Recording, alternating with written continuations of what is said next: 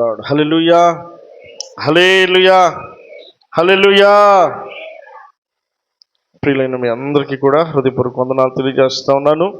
ఈ రాత్రి వేళ కొద్ది నిమిషాలు దేవుని యొక్క మాటలు పరిశుద్ధ గ్రంథంలో ఇర్మియా రాసినటువంటి గ్రంథం, కొద్ది నిమిషాలు దేవుని యొక్క సన్నిధిలో పలకబడుతున్నటువంటి మాటలు విని దేవుని ఆశీర్వాదం పొందాలని ప్రభుపేట తెలియపరుస్తూ ఉన్నా. ఇర్మియా గ్రంథం 29వ అధ్యాయము 13వ వచనం. 29వ అధ్యాయం 13వ వచనం. మీరు నన్ను వెదికిన ఎడల పూర్ణ మనస్సుతో నన్ను గూర్చి విచారణ చేయుని ఎడల మీరు నన్ను కనుగొందురు, నేను మీకు కనపరుచుకొందును, ఇదే యెహోవా వాక్కు. చాలండి. దేవుని వాక్యము ఈ రాత్రి వేళ మనకు తెలియపరుస్తున్నటువంటి మాట ఏమిటంటే, మనకున్నటువంటి ప్రతి పరిస్థితుల్లోనెల్లా అది ఎలాంటి పరిస్థితి అయినప్పటికీ మొట్టమొదటిగా ఒక విశ్వాసిగా, దేవుని ఎరిగినటువంటి బిడ్డగా, దేవుని యొక్క సన్నిధిలో కొనసాగుతూ ఉన్నటువంటి నీవు తెలుసుకోవలసినటువంటి ఒక మంచి ఆలోచన ఏమిటంటే, విచారణ అనబడేది మీరు నన్ను వెదికిన ఎడల పూర్ణ మనసుతో నన్ను గూర్చి విచారణ చేయున ఎడల. అంటే ఎవరి గురించి విచారణ చేయాలి? దేవుని గురించి విచారణ చేయాలట. అనేక పరిస్థితులు ఉంటాయి, అనేక ఇబ్బందులు ఉండొచ్చు, సంతోషాలు ఉండొచ్చు, ఆనందాలు ఉండొచ్చు, కష్టాలు ఉండొచ్చు, అనారోగ్య పరిస్థితులు ఉండొచ్చు. మన జీవితాల్లో ఎలాంటి పరిస్థితులు ఉన్నప్పటికీ దేవుడు కోరుకున్నటువంటి మాట ఏమిటంటే, మనమందరము కూడా దేవుని యొద్ద విచారణ చేయడానికి ఇష్టపడాలంట. విచారణ అనగా తెలుసుకోవడం. పలానోళ్ళు ఎక్కడ ఉంటారంటే అని అన్నప్పుడు అక్కడ ఉంటారో లేరు ఎవరు చెప్తారు? మనం విచారించగలిగినప్పుడు చెప్తారు. ఎవరిని అడగకుండా అన్నీ తెలుసు అన్నట్టు ముందుకు వెళ్తూ ఉంటే ఏమో అక్కడ ఉండొచ్చు, ఉండకపోవచ్చు, అక్కడ వాళ్ళు అవ్వచ్చు, వాళ్ళు కాకపోవచ్చు. మనం వచ్చినటువంటి ఉద్దేశం నెరవేర్చబడ్డానికి సరైనటువంటి మార్గాన్ని చూపించగలిగినటువంటి వ్యక్తిని మనం విచారణ చేయాలంట, తెలుసుకోవాలి. ఏమి చెప్తాడో సమాధానం. కొన్నిసార్లు తెలియనటువంటి మార్గాలకు వెళ్ళినప్పుడు నేను అడుగుతూ ఉంటా, అయ్యా పలానూరు ఇటు వెళ్తుందా అని చెప్పని అడుగుతా. ఇటు వెళ్ళండి అని చెప్పానని వాళ్ళు చెప్పారనుకోండి, తప్పకుండా ఆ మార్గంలో గుండా వెళ్తే ప్రయాణం నాకు సులువుగా నేను సమయానికి చేరగలుగుతా. నాకు తెలియకుండానే నేను కనుక ఆ మార్గంలో గుండా ప్రయాణిస్తూ వారిని అడిగేది ఏందులే అని అనుకుని కనుక ఆ ప్రయాణం అలాగే కొనసాగితే గమ్యానికి చేరపోగా రాంగ్ రూట్లోకి వెళ్ళిపోతాం. ఏ మాత్రం కూడా దాని వలన ప్రయోజనం లేదు. మరలా తిరిగి వెనక్కి రావడానికి సమయం అనుకూలపడదు. కనుక ఈ రాత్రి వేళ దేవుడు జ్ఞాపకం చేస్తున్నటువంటి మంచి ఆలోచన ఏమిటంటే, మీరు నన్ను వెదికిన ఎడలా. దేవుడిని ఎరిగినటువంటి బిడ్డలకు దేవుడు ఇస్తున్నటువంటి మంచి ఆలోచన ఇది. యెహోవా వాక్కు అని దేవుని యొక్క మాట సెలవిస్తుంది. అంటే దేవుడు తన హృదయంలో ఉన్నటువంటి ఆలోచన జ్ఞాపకం చేస్తూ ఉన్నాడు. దేవుడు తన మనసులో ఉన్నటువంటి ఇష్టాన్ని తెలియపరుస్తూ ఉన్నాడు. దేవుడు మన నుండి కోరుకునేటువంటి ఆలోచన ఏమిటంటే, మనం దేవుని యొద్ద విచారణ చేయాలి. నాకు మొర్రపెట్టుము, నేను నీకు ఉత్తరం ఇస్తా. జవాబిచ్చే వ్యక్తి నేను. మనుషులు నమ్ముకున్నట్టు కంటే యెహోవాను ఆశ్రయించడం మేలంట. ఆయన ఆశ్రయించాలి, ఆయన దగ్గరికి రావాలి. కీర్తనకారుడు చాలాసార్లు, దేవా నేను నీ శరణుజొచ్చి ఉన్నానయ్యా అని అంటాడు. కష్టమైన, బాధైన, ఎలాంటి పరిస్థితుల్లోనైనా మొట్టమొదటిగా ఎవరి చెంతకి చేరతాడు? దేవుని చెంతకి చేరతాడు. నువ్వెక్కడైతే మోకరిస్తావో అక్కడ ఆయన ఉంటాడు. నువ్వు ఇంట్లో తలుపేసుకొని గదిలో మోకరిస్తావా? అక్కడ ఆయన ఉంటాడు. నువ్వు మందిరంలో మోకరించడానికి ఇష్టపడతావా? అక్కడ కూడా ఆయన ఉంటాడు. అంటే నువ్వు ప్రార్థన చేసిన ప్రతిసారి వాక్యంలో రాయబడిన మాట ఏమంటే, నాకు మొర్రపెట్టుము, నేను నీకు ఉత్తరం ఇచ్చేది. నేను కాదంటే కదా, నేను చేయనంటే కదా, నిన్నెవరు వద్దన్నారు, నిన్నెవరు రావద్దన్నారు, నిన్నెవరు చేయొద్దన్నారు, నా ఎద్దకు వచ్చేవారు నేనేమాత్రము త్రోసివేయనన్నాడు. మన మాట మాట్లాడాలి కానీ ఆయనతోటి ఆయన పలకకుండా ముఖం తిప్పుకుంటాడా? తిప్పుకోడు కదా. మనం ఆయనకు మొరపెట్టాలి, ఆయన ఆశ్రయించాలి, ఆయన వైపు తిరగడానికి మనం ఇష్టపడగలిగితే, ఆయనతో మాట్లాడడానికి మనం ఇష్టపడగలిగితే, అప్పుడు ఆయన మనతో మాట్లాడడానికి ఇష్టపడతాడు. ఇది చెయ్యి, ఇది చేయగాక, ఇలా ఉండు, ఇలా ఉండకూడదు అని దేవుడు మనతో మాట్లాడతాడు. దేవుడు మనతో మాట్లాడడానికి మనం చేయాల్సిన పని ఏమిటంటే, మొదటగా ఆయనతో మనం విచారణ చేయాలి. ఆయనకి సలహా మనం తీసుకోవాలి. ఏదైనా ఒక హాస్పిటల్కి వెళ్ళాలనుకో, బాగాలేదు, అయ్యా ఎక్కడ బాగా చూస్తారు ఈ వ్యాధికి అని మనం నలుగురిని కనుక్కొని వెళ్తాం. ఎందుకు? అనవసరంగా వృధాగకూడదు మనం చేస్తున్న పని అని అనుకో. అలాగే ఈ రాత్రి వేళ దేవుడు జ్ఞాపకం చేస్తున్నాడు, మన జీవితంలో మొట్టమొదటిగా మనం ఇవ్వాల్సినటువంటి ప్రాధాన్యత, మనం తిరగాల్సినటువంటి దేవుని వైపు మనం తిరగడానికి ఇష్టపడగలిగితే, మనం ఆయన యొక్క విచారణ చేయడానికి ఇష్టపడగలిగితే, నాకు మొరపెట్టమని నేను ఉత్తరం ఇస్తానని సెలవిచ్చినటువంటి గొప్ప దేవుడు. ఆయన అంటున్న మాట ఏమిటనంటే, మీరు నన్ను వెతికిన ఎడల, పూర్ణ మనస్సుతో నన్ను గురించి విచారణ చేసిన ఎడల. ఎలాంటి హృదయంతో అంట? పూర్ణ హృదయంతో. ఇక హృదయంలో మొత్తం ఆయనకే స్థానం ఇవ్వాలండి. హృదయం నిండా ఆయనకే అవకాశం ఇవ్వాలి. అనుమానంగానో, అనాలోచితంగానో, ఏదో చేస్తాడో చేయడో, కుదురుతుందో కుదరదో, ఇది ఈ అపనమ్మకమైనటువంటి ప్రార్థన మనకు ఆశీర్వాదం కాదు. పూర్ణ హృదయంతో, పూర్ణ మనస్సుతోటి నీ దేవుడైన యెహోవాను నీవు ప్రేమించాలి, ప్రార్థించాలి.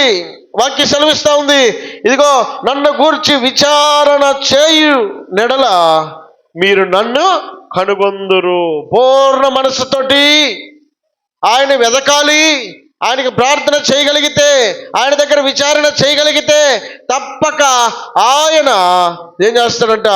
మీరు నన్ను కనుగొందురు అని అంటున్నాడండి. ఆయన తప్పక ఆయన సన్నిధిని మనకు అనుగ్రహిస్తాడు, ఆయన సన్నిధిని మనకు అనుగ్రహిస్తాడు. అందుకే వాక్యంలో ఒక మాట రాయబడి ఉంది, చదువుదాం. యెషయా గ్రంథం 30వ అధ్యాయం 1వ వచనంలో, యెషయా గ్రంథం 1వ అధ్యాయం 30వ వచనంలో,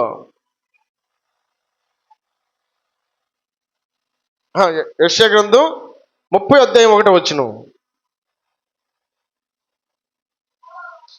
యెహోవా వాక్కు ఇదే, లోబడని పిల్లలకు శ్రమ, పాపమునకు పాపము కూర్చుకొనున్నట్లుగా వారు నన్ను అడుగక ఆలోచన చేయుదురు.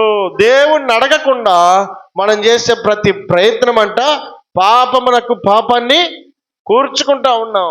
ఆయన అనుమతి లేకుండా, ఆయన ఆలోచన లేకుండా, స్వచిత్తానికి అవకాశం ఇచ్చి, ఇరుగు పొరుగులకు అవకాశం ఇచ్చి, మనుషులను ఆశ్రయించి అక్కడ ఇక్కడ అనేక చోట్ల ప్రయత్నం చేయాల్సిన ప్రయత్నం అంతా కూడా చేస్తూ ఉంటే, దేవుడు అంటున్నాడు, నన్ను అడగక విచారణ చేయువారంట పాపాన్ని కూర్చుకుంటున్నారు, పాపమునకు పాపాన్నే కూర్చుకుంటా ఉన్నారు.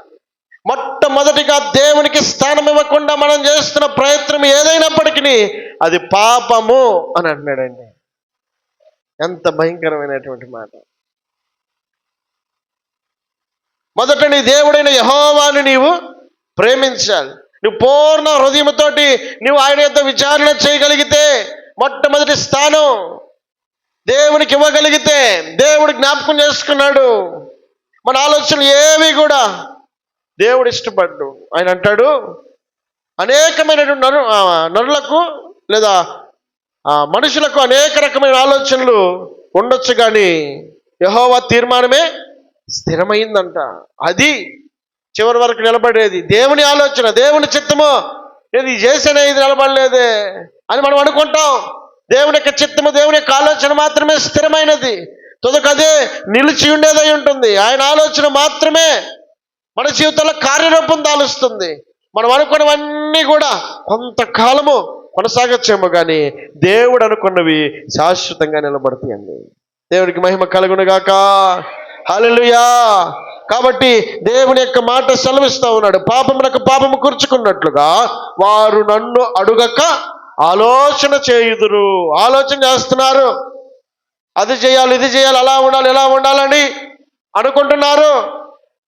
ఇదిగో అక్కడ ఉన్నటువంటి బాబేలు గోపురాన్ని కట్టడానికి నిమ్రోద్ అనబడేటువంటి వ్యక్తి తన ఆలోచనకు పదును పెట్టి మనుషులందరినీ సమకూర్చాడు.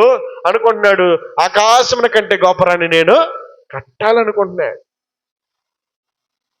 కానీ దేవుని యొక్క ఆలోచన నిమ్రోదు విషయంలో ఏమాత్రం కూడా ఆయన చిత్తం లేదు. ఇప్పుడు ఆయన పైనుండి దిగి వచ్చి ఆ యొక్క పనిని పాడు చేశాడు. ఏం చేశాడు?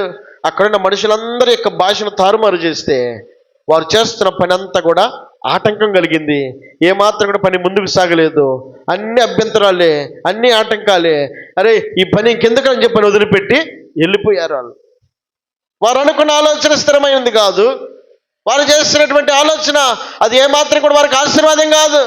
అనుకొని ఉండొచ్చు ఆకాశం కంటే గోపురాన్ని కట్టాలని, కానీ అది ఆయన చిత్తంలో లేదు కనుక అది మధ్యంతరంగా అది ఆగిపోయింది. వారి యొక్క నిర్ణయం, వారి యొక్క ఆలోచన.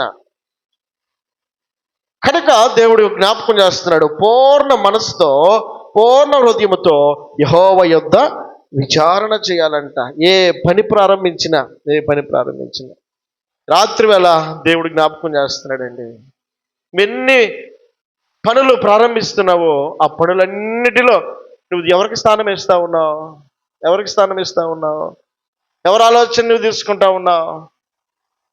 దేవుని యొక్క ఆలోచనకు తగినట్లుగా మన యొక్క నిర్ణయాలు ఉంటే అవి ఆశీర్వాదకరంగా మార్చబడతాయి. రాత్రి వేళ దేవుడు జ్ఞాపకం చేస్తున్నాడు, చాలా ఆలోచనలు ఇక మనం చేసుకుంటూ వెళ్ళిపోతా ఉన్నాం, మళ్ళీ ప్రార్థన చేస్తూ ఉన్నాం. మనం చేసుకుంటూ వెళ్ళిపోవడం కాదు, మొట్టమొదటిగా ప్రార్థనకు మనం అవకాశం ఇచ్చి, దేవా నేను ఈ పని చేయబోతా ఉన్నాను, ఇది నీ చిత్తమైతే దీన్ని స్థిరపరచయ్యా అని ఆయనకు అవకాశం ఇవ్వగలిగితే, ఆయనకి ప్రార్థన చేయగలిగితే తప్పక ఆయన తన యొక్క నిర్ణయాన్ని, తన యొక్క ఆలోచన మనకు కనపరిచేటువంటి దేవుడు అయి ఉన్నాడు. దేవునికి మహిమ కలుగునుగాక. హల్లెలూయా. పరిశుద్ధ గ్రంథంలో ఒక మాట జ్ఞాపకం చేసుకుందాం. 2వ సమూయేలు గ్రంథం 2వ అధ్యాయము 1-2 వచనాలు. 2వ సమూయేలు గ్రంథం 2వ అధ్యాయం 1-2 వచనాలు. ఇది జరిగిన తరువాత యోధా పట్టణములలోనికి నేను పోదునా అని దావీదు యెహోవా యొద్ద విచారణ చేయగా పోవచ్చునని యెహోవా అతనికి ఎవరితో మాట్లాడుతున్నాడు? భక్తుడైనటువంటి దావీదు.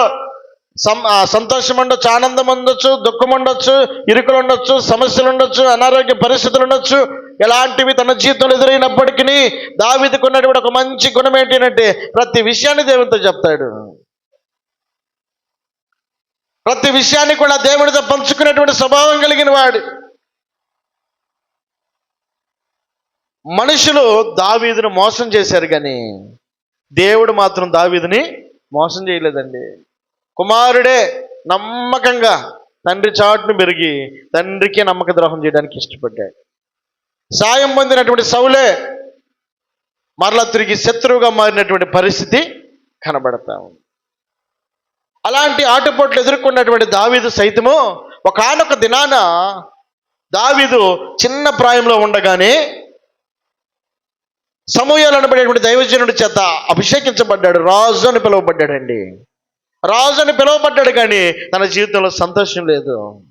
అభిషేకించబడ్డాడు, కానీ అభిషేకానికి తగినటువంటి క్రియలు లేదా కార్యము ఇంకా నెరవేర్చబడలా. అభిషేకించబడిన తరువాత 38 సంవత్సరాలు అరణ్యములో తిరుగుతూ ఉన్నాయి. ఏదో ఒక సమస్య, ఏదో ఒక కష్టం, శత్రువు అయినటువంటి సౌలు ద్వారానే కావచ్చు, తన కుమారుడైన అబ్షాలోము ద్వారానే కావచ్చు, అనేక రకాల పరిస్థితుల గుండా దావీదు తన ప్రయాణాన్ని 38 సంవత్సరాలు అరణ్యంలో గడిపాడు, ఆటుపోట్ల గుండా గడిపాడు. అరే నేను అభిషేకించబడ్డానే, రాజుని దేవుడే దైవజనుడి చేత పలికించాడే, ఇంకా నా రాజరికపు అధికారం ఏది నాకు అని నిరుత్సాహానికి గురి కాకుండా దేవుని వైపు చూసినటువంటి దావీదు ఇదిగో ఆయన తన చేతుల్లో అవకాశం పెట్టే వరకు ఎదురు చూస్తున్నాడండి. ఆ సమయం రానే వచ్చింది. ఎప్పుడు? ఇదిగో సౌలు అనబడేటువంటి వ్యక్తి చనిపోయాడు. దేవుని చేత అభిషేకించబడినటువంటి సౌలైనప్పటికీ ఆ సౌలు దేవుని తృణీకరించినందున దేవుడు కూడా సౌలుని తృణీకరించాడు. జరిగినటువంటి యుద్ధంలో సౌలు తన ప్రాణాన్ని కోల్పోయాడు. ఇప్పుడు అధికారము నెక్స్ట్ ఎవరి చేతిలోకి వెళ్తుంది? సౌలు తర్వాత దావీదు చేతిలోకి వెళుతుంది. ఇది పరిస్థితి ఇప్పుడు మనం చదువుతుంది. ఇక దావీదు కళ్ళ ముందు అధికారం కనపడతా ఉంది. దావీదు కళ్ళ ముందు రాజు అయ్యేటువంటి యోగ్యత కనపడతా ఉంది. సౌలు అప్పటికే చనిపోయాడు. 5వ వచనంలో రాయబడిన మాట, ఆ సౌలును పాతి పెట్టిన వారు దావీదు తెలుసుకొని దూతలను పంపి మీరు ఉపకారము చూసి మీ ఏలిన వాడైన సౌలును పాతి పెట్టిన కనుక చాలండి. సౌలు ఎక్కడున్నాడు? ఇప్పుడు పాతి పెట్టబడ్డాడు. ఇప్పుడు శత్రువు అనే వ్యక్తే దావీదు కళ్ళ ముందు లేడు. అప్పటి వరకు వేధించాడు. 38 సంవత్సరాలు సౌలు చేత నరకయాతన పడ్డాడు. ఇదంతా అయిపోయింది. అమ్మయ్య, సౌలు పని అయిపోయింది. ఇక నేను సంతోషంగా ఇప్పుడు సౌలు కుర్చీలో నేను కూర్చోవాలి.